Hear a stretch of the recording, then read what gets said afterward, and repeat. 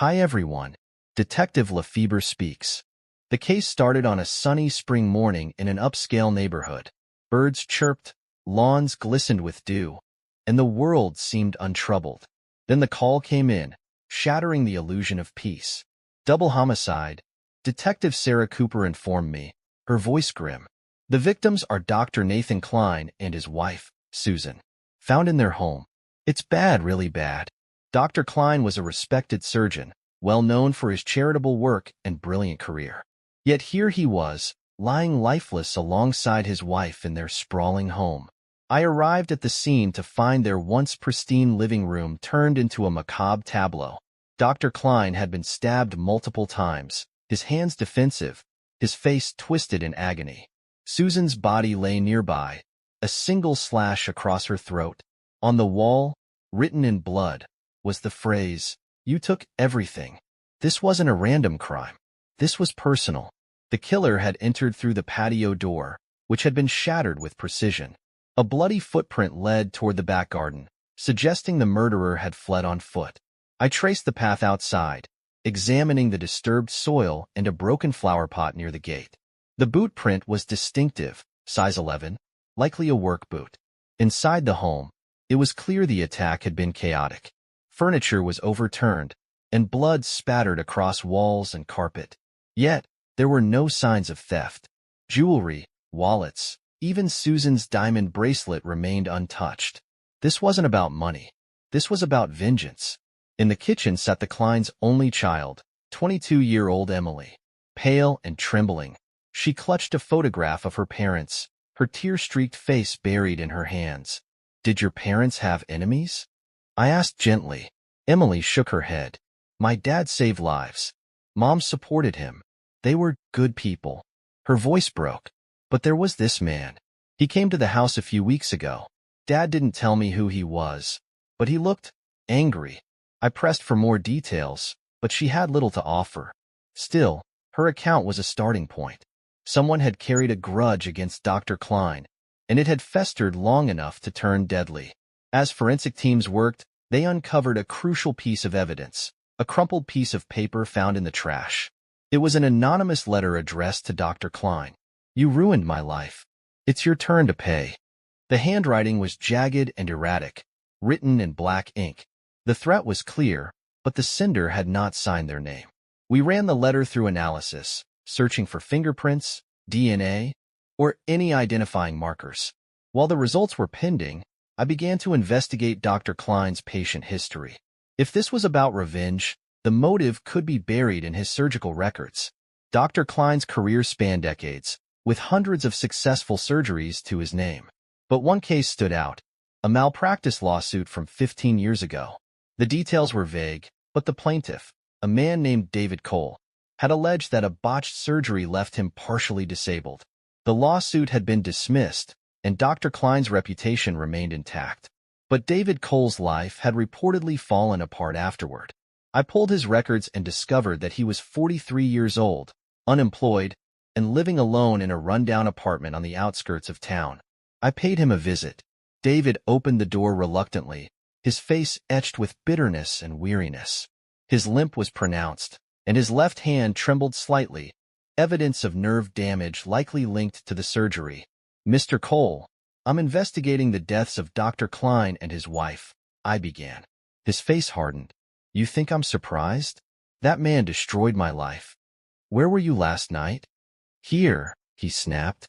"Alone, watching TV. No one can vouch for me." His candor was unnerving. He didn't deny his hatred for Dr. Kline, but stopped short of confessing to the crime. I left, unsettled but determined to dig deeper into his background. David Cole's life had unraveled after the failed surgery. Court records showed his malpractice claim had been dismissed due to lack of evidence, leaving him with mounting medical bills and no compensation. Friends described him as once ambitious and kind, but after the surgery, he had grown withdrawn and resentful. He started talking about revenge a lot, one old acquaintance admitted. Said Kline deserved to suffer. This painted a clear picture of motive, but motive wasn't enough.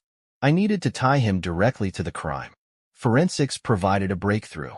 The bloodied boot print matched a work boot commonly sold at local hardware stores. Surveillance footage from a nearby shop captured a man resembling David Cole buying boots just a week earlier. The timeline was tightening, but I still needed more. I requested access to Cole's phone records, hoping to place him near the Kline residence on the night of the murders. Meanwhile, I kept wondering about the message on the wall. You took everything. It wasn't just about the surgery. Something else was driving this rage. Digging into Susan Kline's life revealed a potential connection. Years ago, she had worked as a social worker, specializing in cases involving medical disputes. She had been instrumental in resolving David Cole's malpractice claim in favor of her husband. This revelation added another layer to the motive. Cole hadn't just lost his case. He believed Susan had actively worked against him, sealing his fate. It explained why both Nathan and Susan had been targeted. But why now, after 15 years? The answer came from David Cole's landlord. He got an eviction notice a few months ago, the landlord explained. After that, he was different, angrier. Said he'd had enough of people taking advantage of him. Financial desperation had pushed Cole to his limit. He had lost his job, his savings, and now his home. The resentment he had carried for years had reached a boiling point, and the Klines became the focus of his wrath. I visited David Cole again, this time armed with the evidence we had gathered. The boots, the letter, the footage. It all pointed to him. You think you're clever, don't you? He spat. You think you've figured it all out? Why now, David? I asked. After all these years? His eyes burned with fury. Because they moved on, he said bitterly. They had their perfect life while I rotted in pain. They deserve to know what it feels like to lose everything. It wasn't a full confession, but it was close enough to bring him in. The trial was a spectacle, with David Cole's defense arguing diminished capacity due to years of suffering. The prosecution, however, painted him as a calculated killer who had plotted revenge for over a decade. Emily Kline testified about the impact of her parents' murder, her voice trembling as she described the moment she found them. He didn't just take their lives, she said. He destroyed mine too. The jury took little time to deliberate. David Cole was found guilty of double homicide and sentenced to life in prison without parole. As I left the courtroom, I couldn't shake the weight of the case. It was a tragedy born of mistakes, anger, and years of unhealed wounds. Dr. Kline had been a skilled surgeon, but one error had unraveled multiple lives.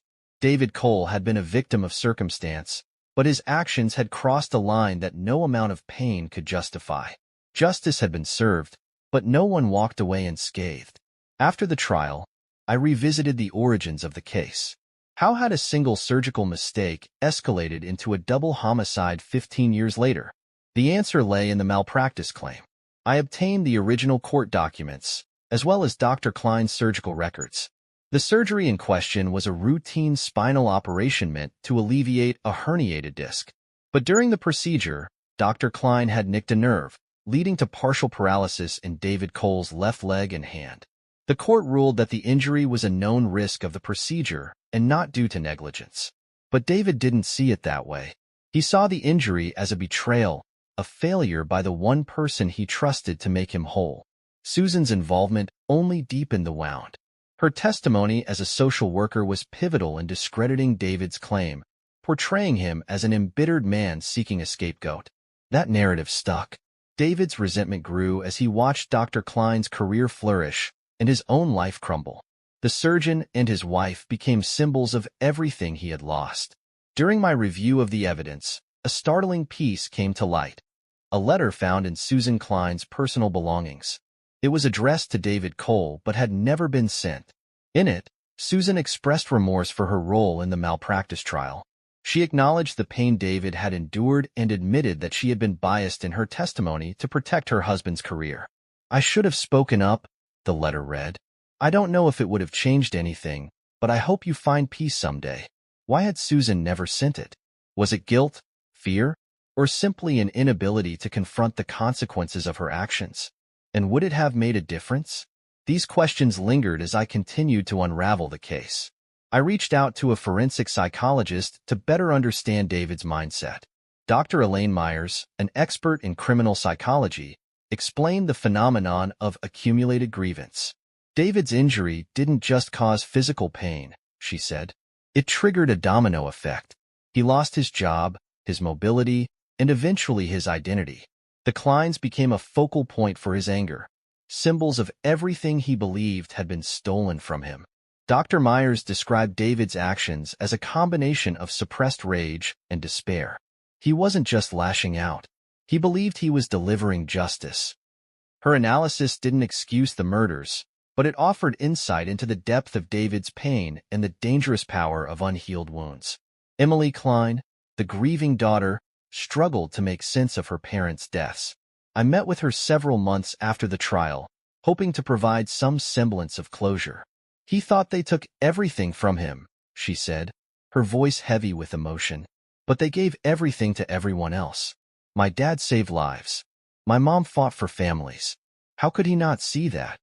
Emily had been forced to sell her childhood home, unable to bear the memories that haunted its walls. She had dropped out of college to manage the estate, her once bright future overshadowed by the tragedy.